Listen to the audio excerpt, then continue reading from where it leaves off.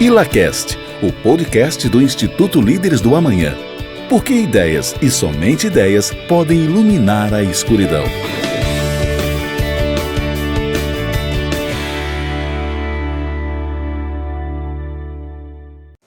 Bom, pessoal, sejam bem-vindos ao ILACast, que é o podcast do Instituto Líderes da Manhã. Nós somos um instituto de formação de jovens lideranças empresariais e hoje a gente vai começar com o Wilson Poit, falei certo? Bom, o Wilson tem uma trajetória muito interessante, ele veio do interior, começou a empreender, depois trabalhou no setor público e aí voltou para trabalhar no setor privado, ajudando o desenvolvimento de alguns negócios. E a gente vai começar esse podcast ouvindo um pouco mais sobre a trajetória do Wilson. Queria que você contasse um pouco pra gente como que você começou e como que você chegou agora na superintendência, diretor superintendente do Sebrae de São Paulo, né? Como que você começou até chegar nesse ponto. Obrigado, um prazer grande estar aqui com vocês. Olha, eu tenho uma origem muito simples. Eu nasci na roça, que a gente fala lá, né, no sítio, no interior do estado de São Paulo. Meu pai é descendente de imigrantes alemães, minha mãe de espanhóis que vieram no começo do século passado para cultivar café, que era muito forte lá. Então eu nasci e morei até os 12 anos de idade numa casa de madeira, sempre falo isso, sem energia elétrica. Então, sem energia elétrica não é sem Wi-Fi, é sem geladeira, sem luz, sem televisão, em que se conversava muito à noite, teve uma vida muito boa, que nem a gente experimentou um pouquinho na pandemia, de ficar todo mundo em casa, só que de muita simplicidade. Eu estudei numa escola rural, escola pública no sítio, e muita coisa deu errado. Na família deu tudo certo, mas a parte econômica teve uma grande geada, uma grande crise, que trouxe uma oportunidade de mudar toda a vida da gente. Na época foi terrível. Meu pai precisou vender o sítio para pagar o banco. E a gente mudou para a cidade e começou do zero. Gosto de contar essa história porque ela serve para muita gente que às vezes está passando por um momento mais difícil. E com essa mudança para a cidade, começar do zero, eu continuei estudando sempre escola pública até o final do segundo grau. E todo mundo virou empreendedor em casa. Meu pai, um pequeno comerciante. Minha mãe fez um curso de cabeleireira, mas ela também era costureira. Ela está viva ainda, com 85 anos. E eu e meu irmão fomos trabalhar. Aos 13, 14 anos, meu pai, eu tive sorte de ter pais que nunca diziam assim: é impossível você comprar aquela bicicleta que você está com vontade. Se vira aí, vai ganhar o dinheiro. Então esse gostinho de ganhar o dinheiro por conta própria entrou na veia. Desde pequeno. E eu, depois, com 17 anos, por conta da minha mãe, muito empreendedora, me levou para São Paulo, morar na casa da mãe dela, dormi no sofá da sala um tempo, fiz cursinho, e fiz engenharia elétrica na FEI, em São Bernardo do Campo. Isso mudou toda a vida, minha e da família. Me formei sempre pensando em empreender, trabalhei só 2 anos como funcionário, depois eu tive vários negócios que deram errado. Aprendi com eles. E aos 40 anos eu acertei o melhor negócio da minha vida. Eu gosto de falar isso porque às vezes a gente conversa com jovens que estão desesperados aí, que não tem unicórnio ainda. Com 20 e poucos anos. Com 40 eu fui mal atendido. E aí eu resolvi, faço isso melhor do que esse cara, que nem muitas vezes ser mal atendido em algum serviço. E montei uma empresa de aluguel de geradores elétricos, que acabou crescendo demais. Virou a maior empresa na América Latina de aluguel de energia elétrica, de usinas elétricas na Amazônia, para mineração, em todo o Brasil e também em outros países. Vendi essa empresa, o sonho ficou muito grande, ela cresceu muito, eu fui muito assediado e na véspera da Copa do Mundo e da Olimpíada vendi essa empresa para o líder mundial, que fica em Londres, na Bolsa de Valores de Londres. Foi em 2012. De lá para cá eu assinei um non-compete e acabei achando que eu teria sido covarde se não tivesse aceitado os convites para ajudar no setor público. Fui secretário de 3 prefeitos diferentes em São Paulo, de partidos políticos diferentes, e hoje estou na superintendência do Sebrae, que foi uma bênção nessa pandemia, porque milhões de brasileiros estão começando a empreender. Estou no conselho também de várias empresas, inclusive uma delas cotada na Bolsa, na B3, Conselho de Empresas Familiares em Conflito, sou do Conselho da Endeavor, que é uma ONG fundada no Brasil pelo Jorge Paulo Lemann, pelo Beto Secupira, pelo Marcel Teles, que me ajudou muito, a quem eu devo muito, e até por influência deles eu fui para a política e também estou no conselho deles. Resumindo muito, essa minha história da roça, eu gosto de contar, inclusive hoje tenho o prazer de ser conselheiro da Light, por exemplo, que é a quinta maior concessionária de energia do Brasil. É no Rio, a Light. No Rio, eu vou lá uma vez por semana, uma vez a cada 15 dias. Muito legal. Obrigada. Eu acabei que eu não falei meu nome, né? Eu sou a Ana. Meu nome é Rodrigo Freitas, também associado do Líderes. E eu sou Bruno, associado também. É um prazer te receber nesse formato que a gente está colocando aqui em vídeo, né? A gente já tem diversas histórias que a gente conseguiu contar, tanto do que a gente teve e a gente tem na nossa formação de estudos de livros, enfim, de alguns júris simulados que a gente costuma trazer para discutir temas que eventualmente são temas polêmicos, mas como a gente tem esse propósito de formação de jovens lideranças empresariais, é muito interessante ver uma trajetória sua. Para mim, eu ainda estou nessa faixa aí, chegando nos 30 ainda, e ter de fato essa angústia do empreendedor que quer ter um negócio muito grande desde muito cedo. Mas eu me identifico muito com essa questão de sair de uma cidade bem pequena e de ter esse objetivo desde muito cedo, e da família também ser uma família empreendedora e de motivar os filhos a buscar isso, né? E aí uma coisa que me marca muito nessa história que você contou é sobre essa virada de chave um pouco do negócio, que você até comenta, né, vendo algumas entrevistas suas, você comenta sobre andar de lado, né, de ter tido vários negócios. Se você puder comentar um pouco sobre isso, para quem talvez está escutando esse podcast ou está vendo a gente pelo YouTube, como que você enxerga essa questão de empreender, de ter um negócio e eventualmente aquele negócio não está dando certo e abrir um novo negócio sem necessariamente quebrar? Porque a gente escuta muito essa questão de quebrei e fui para um outro negócio. Acho que isso não foi o seu caso, né? Mas foi havendo uma transição. Eu quase quebrei várias vezes e tive que me reinventar, né? Mas eu gosto muito de uma frase que diz assim que a pior coisa que pode acontecer para o empreendedor, para o Brasil, para as pessoas, para quem está fazendo negócios, não é quebrar. Porque às vezes quebrar, até nos relacionamentos pessoais, você começa de novo e dá tudo certo. A pior coisa mesmo é aceitar andar de lado a vida inteira. E todos nós conhecemos na família da gente, na cidade da gente, na vizinhança, dos empresários, gente que tem pequenos negócios que às vezes estão há 30, 40 anos do mesmo jeitinho. Não paga imposto, não registra ninguém, se contenta com aquele negócio pequeno, né? E eu sempre tive vontade de pensar em escala, pensar em algo que crescesse, que não dependesse só de mim. Por isso tentei várias vezes até encontrar essa escala. Então, e acho que essa pandemia agora, eu fui testemunha no Sebrae, temos muitas histórias tristes, mas está cheio de história bonita. De gente que com essa crise parou de andar de lado, pensou em alguma coisa diferente, recomeçou alguma coisa, digitalizou, passou a fazer um sistema híbrido, ou tem gente faturando mais agora do que antes. Porque eu falo também muito que inovação, tem muita gente que acha que para inovar o negócio, para parar de andar de lado, precisa vir alguma coisa da NASA, precisa vir um negócio digital, um software ferrado, descobrir um negócio. Não precisa disso não, sabe? Eu falo que inovação começa ouvindo o cliente, ouvindo seus parceiros, ouvindo seus amigos. O cliente te conta como ele quer receber diferente o produto, como ele quer ser atendido, como que ele quer que chegue o embrulho, o que você pode agregar de valor, quer dizer, colocar outras coisas no pacote.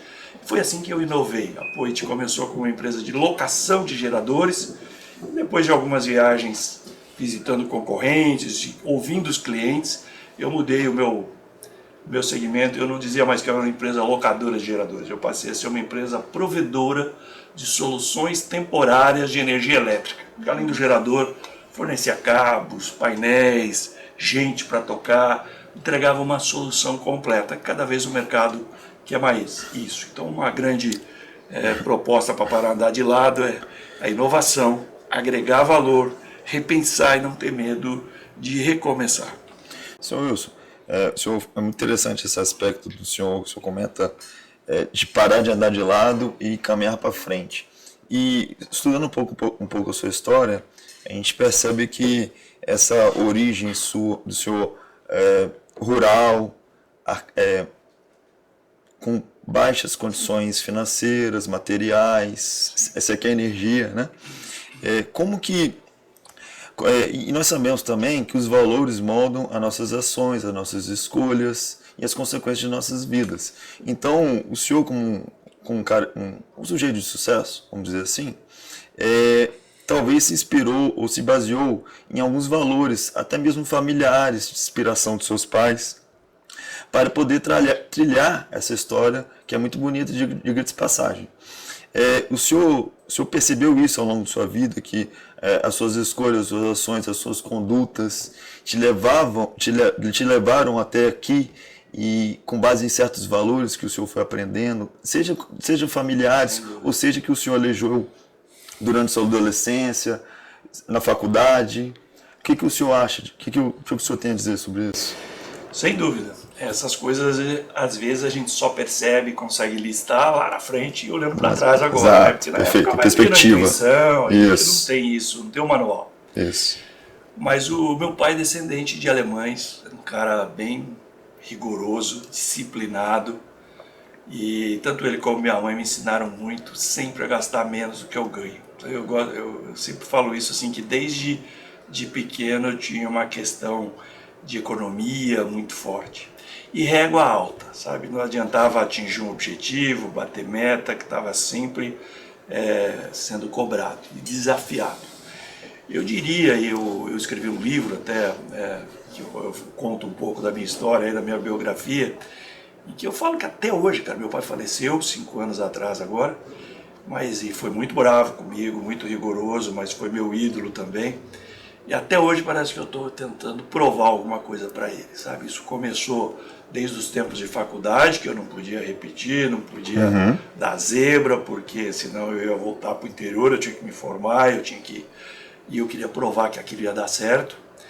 E então, essa coisa de empreender, sabe? Eu tive muita sorte de ser filho também de uma mulher vulnerável e empreendedora. Dona Terezinha de Jesus, minha mãe, a quem eu devo muito, e tenho homenageado muito ela, porque ela está com Alzheimer agora, e ela mal lembra meu nome.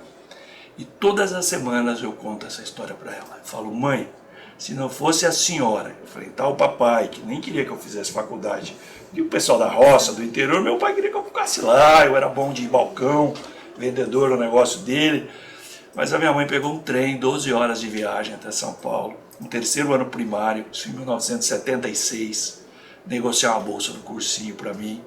Isso mudou toda a história da família. Então hoje no Sebrae eu falo muito, a gente tem muitos treinamentos voltados para as mulheres, principalmente mulheres vítimas de violência doméstica, ex-presidiárias, mulheres com uma série de problemas, que empreender faz... Às vezes eu não arrumo emprego, mas empreender liberta. E filhos de mulheres empreendedoras certamente acabam empreendedores. Então, você falou de valores, alguns do que eu lembro sempre, e aquelas coisas mais básicas de disciplina, de fazer pelo jeito certo, sem atalhos, não ter atalho para nada, porque um dia a casa cai. Então, certamente, se meu pai não me deixou dinheiro, meu pai e minha mãe, mas deixaram valores e princípios muito fortes, que são quase que intuitivos. A gente está sempre lembrando, e no meu caso foi muito forte mesmo, que até hoje parece que eu estou tentando provar alguma coisa para eles. Às vezes até na terapia o pessoal fala, calma, você já não precisa mais repetir essas coisas, mas é como agora, começa qualquer coisa nova, é aquela vontade de acertar, de dar certo, de crescer, de não andar de lado. Muito legal, fiquei até arrepiada aqui com essa história. Eu queria saber um pouquinho também sobre como que você começou com a empresa de energia, né? Da onde que veio o gatilho para começar com esse tipo de negócio, nesse segmento? Qual foi essa vontade, assim? Depois que eu me formei em engenheiro eletricista, eu trabalhei numa multinacional, como todo mundo sonhava com um trabalho desse, Mas eu já fazia bicos porque eu queria trabalhar por conta própria. E eu tive diversos negócios. Entre eles eu tive uma loja de material elétrico e hidráulico que não deu certo. Eu tive um sítio no interior, todo caipira que vem da roça, o sonho dele é um dia comprar uma fazenda, um sítio lá na cidade dele. E é uma alegria enorme quando compra. E quando vende. É uma alegria enorme quando... Eu comprei um sítio que produzia manga Adem, achei que eu ia ficar rico, porque aquilo tinha 400 pés de manga, mas depois eu descobri a diferença do preço na roça e no supermercado. Eu tive uma transportadora, eu tive uma empresa de engenharia elétrica. E como foi o gatilho da Poit Energia? O que pode acontecer para todos vocês e todo mundo que está nos assistindo e nos ouvindo. Eu estava sempre procurando algo que tivesse escala, que eu pudesse crescer mais e aprender com os erros dos outros negócios. E um dia eu fui mal atendido. Eu fui contratado para fazer um show, para ser o engenheiro eletricista de um palco. Me pediram que eu contratasse um gerador, um caminhão com um gerador elétrico para ficar atrás do palco e fizesse o backup se acabasse a luz. Foi muito caro, não acabou a luz. E eu não fui bem atendido. O gerador era sujo, meio feio, barulhento. E eu precisei providenciar cabo, eletricista, diesel. Eu falei, mano, faço isso melhor que esse cara. Se eu alugasse isso, eu poderia providenciar vários serviços e não 4 fornecedores. Eu podia ser quase. E eu resolvi comprar o primeiro caminhão. Foi um side business, um negócio em paralelo com o que eu tinha. Comprei um caminhão afiado, crédito, comprei um gerador. E comecei a passar fax, eu sou da época do fax ainda, para uma série de empresas de eventos que faziam shows, porque eu só mirava no mercado de eventos. Mas, como a gente fala lá no interior, né, eu mirei numa coisa e acertei outra muito maior. Aquilo ali, fazendo direitinho, gerador branco, limpinho, silencioso, e eu dizia que eu alugava uma solução. Começou a chamar a atenção, logo eu fui contratado pela Rede Globo em 99 para fazer uma Fórmula 1. Depois eu fiz todos os Big Brothers até o 14, mais ou menos, porque tudo é alugado naquela casa, lá no Projac. Fiz várias novelas, minisséries como o Alto da Compadecida, lá na Paraíba, filmes. E depois comecei a alugar para a Telecom. Torres de celular no Brasil inteiro. Começo da banda B no Brasil, quando começaram a privatização de Telecom. E esse negócio cresceu demais. Aí eu vendi aquele sítio. Vendi tudo que eu tinha e resolvi pôr foco, que essa é outra dica importante. Porque eu atirava para todo lado. Isso. Eu foquei tudo em aluguel, com valor agregado. E deu muito certo. O sonho foi ficando cada dia maior, eu percebi que ia ser por ali. E aí eu ganhei um prêmio em 2002 da Endeavor, virei empreendedor Endeavor, que é uma ONG criada no Brasil pelo pessoal do Sonho Grande. Isso também me fez mudar a cabeça e pensar que um dia eu poderia fazer um IPO, que era uma coisa que nem passava por um cara que veio da roça, que estava com... E esse negócio meu cresceu muito, quase chegou no IPO e eu acabei vendendo para o líder mundial em Londres às vésperas de um IPO, por conta de que o Brasil ia ter Copa do Mundo, ia ter Olimpíada, e eu tinha filiais em todas as capitais onde ia ter jogo, onde iam ter eventos. E esse foi o sonho grande realizado, que eu não me arrependo nem um pouco, acho que vendi também na hora certa. Então o gatilho para criar um negócio é o que acontece com a maioria das pessoas. Às vezes você é mal atendido e dá aquela vontade. Eu também costumo dizer uma coisa, preciso completar. Normalmente dá aquela vontade de fazer um negócio, criar um negócio, fazer melhor do que você recebeu o serviço. Mas se você esperar muitos dias, os amigos te convencem que é bobagem, sabe? No bar, na faculdade, no almoço de família no domingo, sempre tem alguém que entende de tudo, sabe tudo que não vai dar certo. E aí eu costumo dizer que gosto muito de falar, gosto muito de frases, mas a gente vai escutando isso escuta em algum lugar, né? Que a diferença entre um empreendedor e um louco é que o empreendedor convence os outros da sua loucura. Quantas pessoas não passaram por louco, por besta, tem até uma frase do Steve Jobs, né, que ele fala que aqueles que são loucos o suficiente para acreditar que conseguem mudar o mundo são o que de fato o fazem, né? Conseguir convencer os outros em volta de você, porque às vezes tem gente que faltou só um pouquinho para... E como identificar, por exemplo, acho interessante o que você tem feito de trabalho hoje, de conseguir passar para micro e pequenas empresas, que é o que a gente estava até conversando um pouco mais a fundo sobre essa grande massa brasileira, que é o que de fato acaba sendo o que move a economia E como que é a sua visão hoje? Assim, obviamente, a gente tem grandes empresas, a gente tem pequenas e médias empresas que a gente tem um número enorme, mas como que a gente consegue entender, para quem está nessa faixa de empresa, de que não é o momento de desistir ou de abrir um novo negócio, de persistir um pouco mais, porque eventualmente vai haver uma virada de chave ou aquele negócio vai passar a dar certo? Como que a gente identifica isso? Perseverança e procurar ajuda. Ninguém é bom em tudo. Então, se você é bom em alguma coisa, tem uma ideia boa, procure outras pessoas para te ajudar, né? Hoje eu estou muito feliz de estar no Sebrae, eu estou numa fase de give back da minha vida, devolvendo bastante em todos os lugares, estou na Endeavor, no Sebrae, em outros conselhos, mas no Sebrae eu pude, principalmente nessa pandemia, ver uma explosão de abertura de empresas, empreendedores de primeira viagem, que na ausência do emprego, criam o próprio emprego. Então é perseverança, procurar ajuda, fazer um plano de negócios mais simples, que não precisa ser complicado, pode ser um business plan de 1 página, de 2 páginas, porque não é só começar. E eu acredito muito no micro e no pequeno negócio, nas startups. Quem vai criar os empregos que o Brasil precisa não são as grandes empresas e as gigantes, são as micro e pequenas. No ano passado, comprovadamente pelo CAGED, pelo Sebrae, de cada 10 empregos criados no Brasil, 8 foram de micro e pequenas empresas. As grandes empresas estão automatizadas, digitalizadas, robôs, uma série de coisas. Não temos nada contra, precisamos de muitas aqui no Brasil. Mas nós estamos com uma explosão de empreendedorismo agora.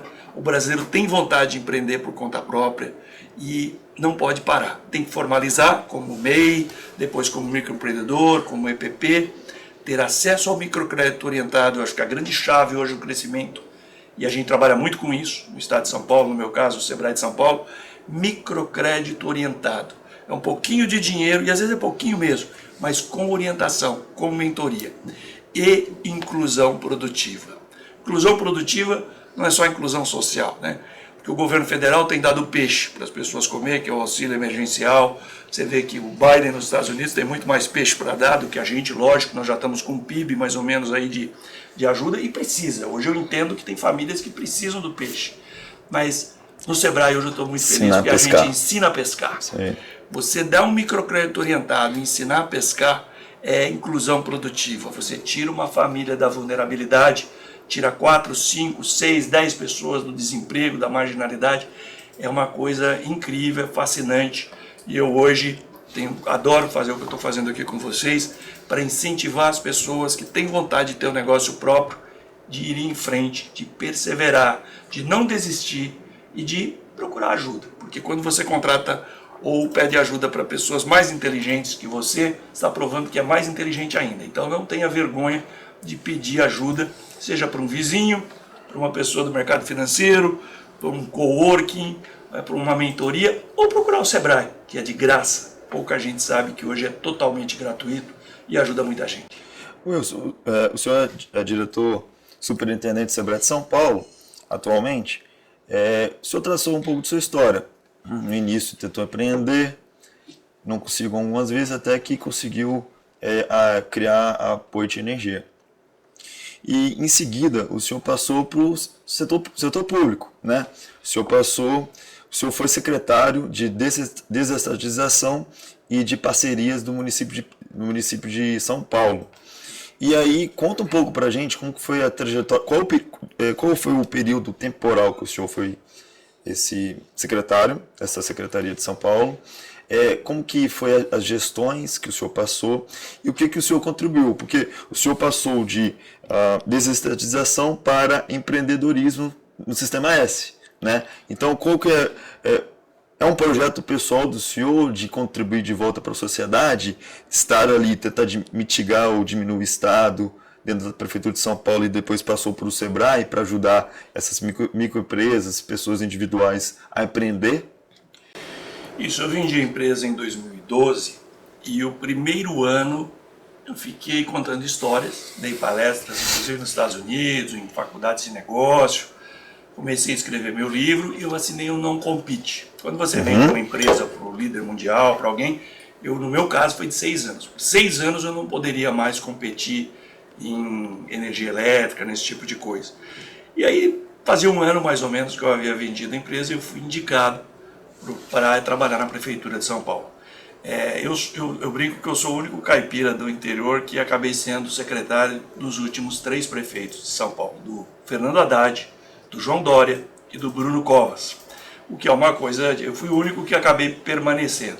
Mas na primeira gestão do Haddad, eu fui presidente de uma empresa municipal chamada SP Negócios, que era para atrair investimentos para a cidade e facilitar o tempo de abertura de empresas, que é o gargalo, que é o doing business.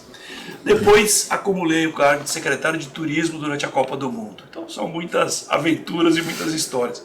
Fui secretário da cidade de São Paulo, da cidade de São Paulo durante a Copa do Mundo e saí do governo Haddad, antes um pouco do final do governo.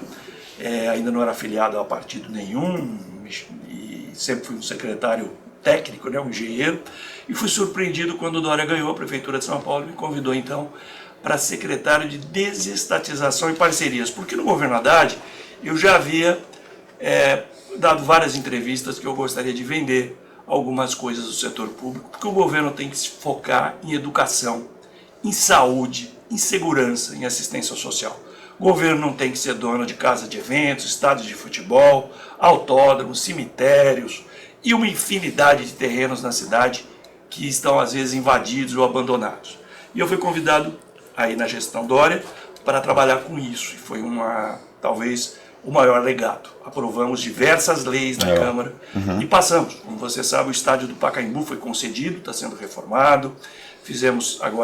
Aconteceu a concessão do ANB. As 60 mil vagas de Zona Azul na cidade de São Paulo foi vendidos os recebíveis dos próximos 30 anos. 27 terminais de ônibus da cidade de São Paulo, recentemente também já tem ganhador. Isso tudo é um projeto demorado, né? Serviços funerários, cemitérios e a criação de um fundo imobiliário. Porque todo prefeito, quando ganha eleição, tem uma imobiliária na cidade de terrenos, de prédios abandonados, herança vacante, que eu continuo acreditando muito que isso tem que ser passado para a iniciativa privada. O dinheiro tem que vir para investir na saúde, como a gente pode ver agora o quanto que a gente precisa, na educação, na segurança. Continuei com o prefeito Bruno Covas na mesma função e depois de deixar, achei que eu já tinha cumprido, como eu brinco sempre, eu fui na reunião de condomínio. Porque todo mundo reclama do país, da cidade, do prédio onde mora, assiste televisão, lê jornal, mete o pau em todo mundo, mas ninguém vai lá ajudar. Quando você vai lá, você vê as dificuldades, que seja o partido que for, seja a situação, é muito difícil. São muitas forças, e a política. E aí eu estava saindo disso quando fui convidado para o Sebrae. Gostei muito, porque acho que isso fecha minha participação no setor público. Como eu disse, eu tenho 63 anos e agora é meu 8º, 9º ano já como indo à reunião de condomínio, né, trabalhando na prefeitura e agora no Sebrae de todo o estado de São Paulo. Tem sido extremamente gratificante. O de estar foi uma coisa histórica, uma coisa de Deus, estar no Sebrae nesse tempo de pandemia, em que tanta gente precisou de ajuda, tanta gente precisa de crédito, precisa deixar de ser negativado, precisa ter startups, e a gente está fomentando um ambiente bastante forte no estado de São Paulo para isso, e eu me sinto assim muito gratificado com isso, porque não é isso que paga minhas contas, que é um give back, realmente, é devolver. E eu convido a todos que estão nos ouvindo, todos que estão nos assistindo, falo sempre isso, vocês jovens, parabéns por esse movimento, mas eu acho que tem que pensar em um dia ir na reunião de condomínio. Todos aqui, não precisa fazer carreira, de repente não precisa fazer uma carreira política, você pode trabalhar 2 anos, pode trabalhar 4 anos, um mandato, mas uma hora da sua vida, pode ser agora, pode ser depois. No meu caso foi depois que eu ganhei dinheiro, depois que eu fechei um ciclo de sucesso no setor privado. Mas eu tenho vários jovens que trabalham comigo, que terminam a faculdade, faculdades boas, e vão ajudar o governo. Seja nos ministérios, seja nas secretarias, seja lá no Sebrae, ou mesmo gente que trabalha em grandes empresas de consultoria. Então fica esse meu desafio para todos, porque é muito gratificante. E a gente vai ser lembrado na vida, não pelo que a gente juntou, mas pelo que a gente espalhou. E eu estou muito feliz de poder espalhar, seja conhecimento, seja inspiração, seja uma vida que você muda, uma família, ou uma política pública principalmente, porque quando você mexe com política pública, você mexe para o bem de milhares de pessoas. Muito legal, muito legal. Eu queria entender, assim, bem breve, como que é a sua atuação lá no Sebrae de São Paulo? que você faz exatamente? Eu sou diretor superintendente do Sebrae de São Paulo, respondo por um conselho de 13 federações, tipo a Fiesp, FEComércio, Banco do Brasil, Caixa Econômica Federal, Sebrae Nacional, a FAESP, que é a Federação de Agricultura. Então eu tenho conselheiros, tenho um presidente de conselho, e eu junto com mais 2 outros diretores, um diretor técnico e um diretor financeiro, nós atuamos para disseminar, inspirar as pessoas a abrir negócio, prover cursos gratuitos. Nós temos quase 150 cursos disponíveis na internet, que as pessoas podem fazer a hora que elas precisarem. As pessoas podem ligar para nós, seja no 0800, nas mídias sociais, e marcar uma consultoria gratuita. Então eu procuro motivar nossa equipe. Nós temos mais ou menos 1.000 pessoas fixas no Sebrae do estado de São Paulo. Nós estamos em 440 cidades e nós contratamos também vários terceirizados que fornecem cursos. Mas eu procuro inspirar toda essa moçada, toda essa galera, pelo propósito de vida que nós temos nesse momento. Propósito de vida que nós temos neste momento, que é inspirar toda essa galera, proporcionar cursos, capacitação no que eles não sabem, ajudar a fazer um plano de negócios. Hoje nós somos muito procurados. Em primeiro lugar, o pessoal precisa de dinheiro, precisa de um crédito. Segundo lugar, todo mundo quer vender pela internet, pelo WhatsApp, pelas mídias sociais. Nós temos cursos muito simples que ensina desde uma mulher que faz bolo em casa até uma startup como vender pela internet. Em terceiro lugar, como aprender a separar o bolso direito do bolso esquerdo. Costumo falar isso. Que é o maior erro do empreendedor de primeira viagem, é misturar o dinheiro pessoal do dinheiro profissional. Isso é extremamente importante e a gente ajuda e a gente vê a diferença que faz. Hoje tem uma mídia positiva muito grande, a gente está presente na mídia o tempo todo, inspirando pessoas, fazendo com que elas não tenham vergonha de procurar o Sebrae, entrem no Sebrae, liguem para o Sebrae, a gente ajuda muito. Então é um lugar...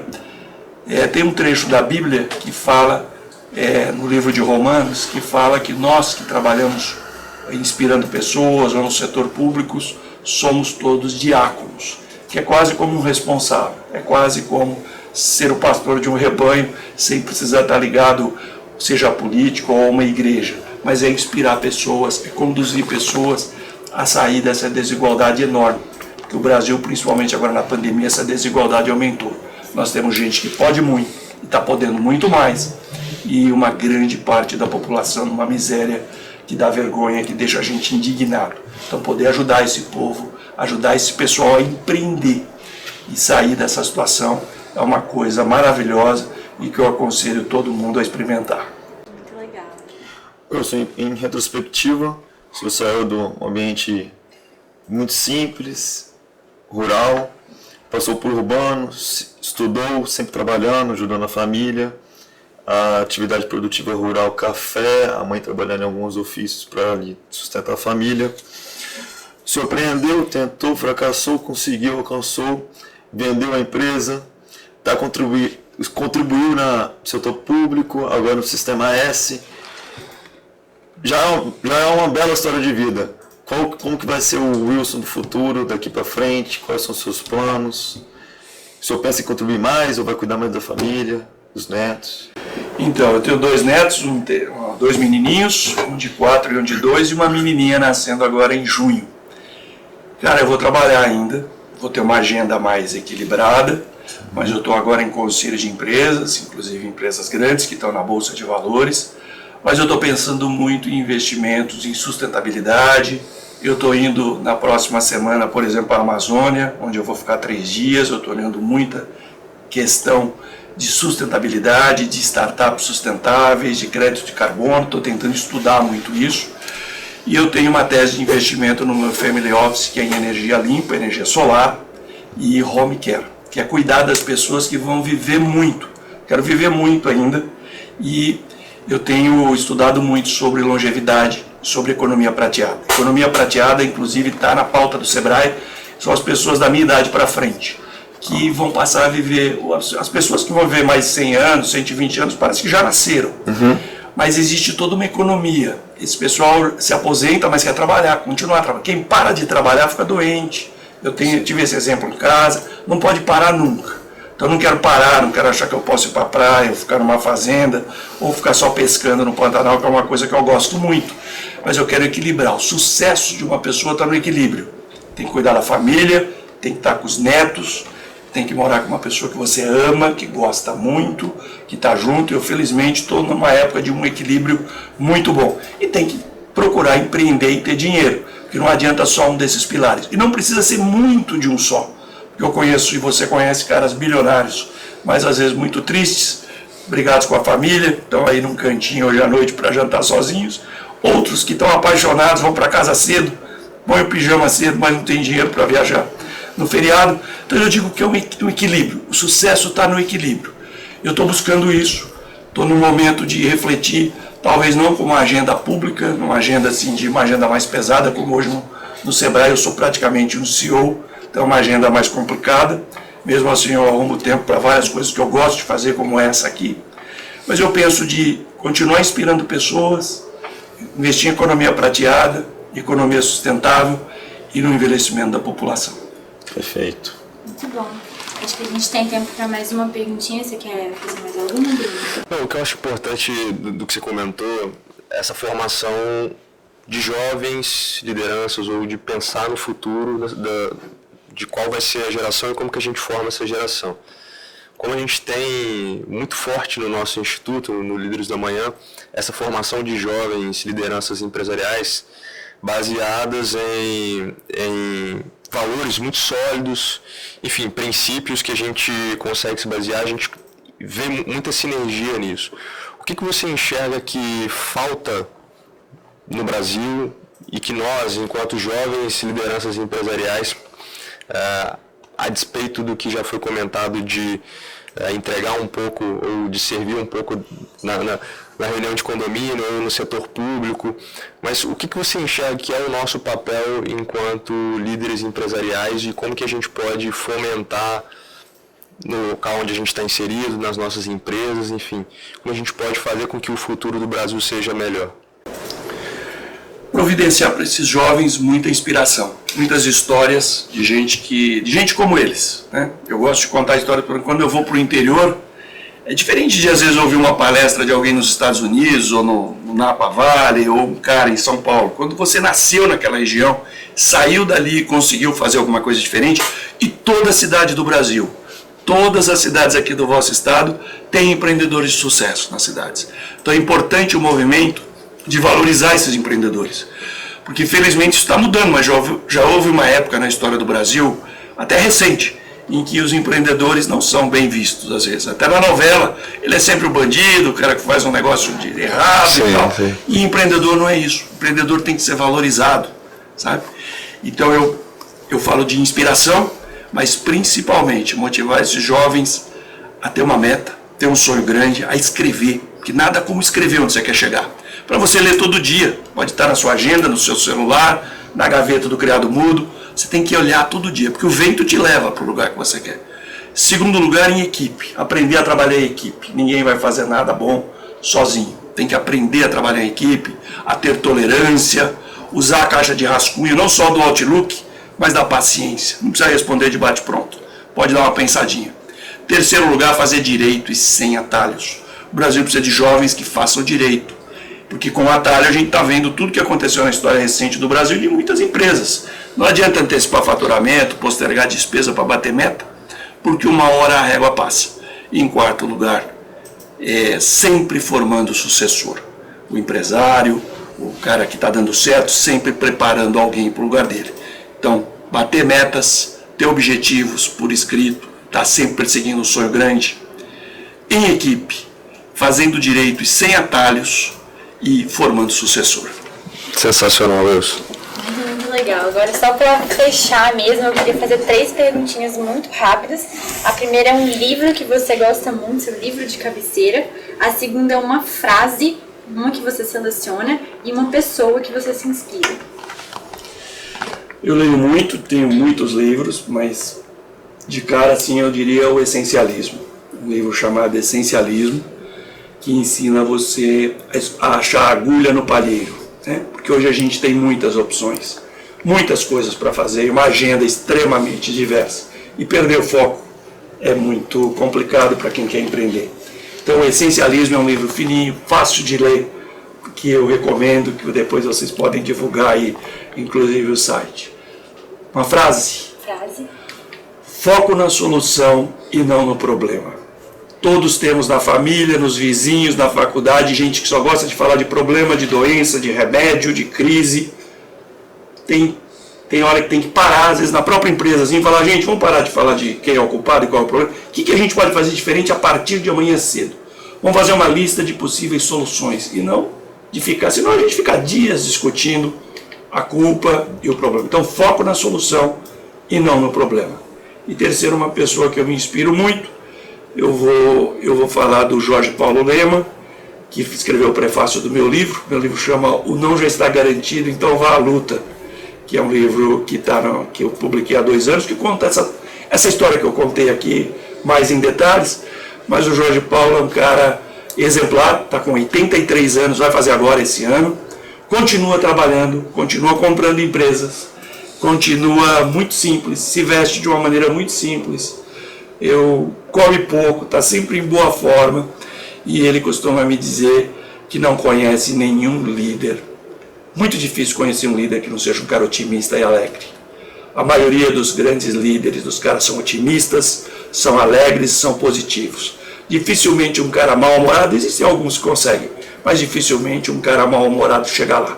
Então a gente tem que se divertir mais, tem que procurar ser positivo e seguir em frente. Obrigado. Ótimo. Muito, muito obrigada, Wilson. Muito obrigada para quem está assistindo a gente aqui. E é isso, ficamos por aqui. ILACast, o podcast do Instituto Líderes do Amanhã.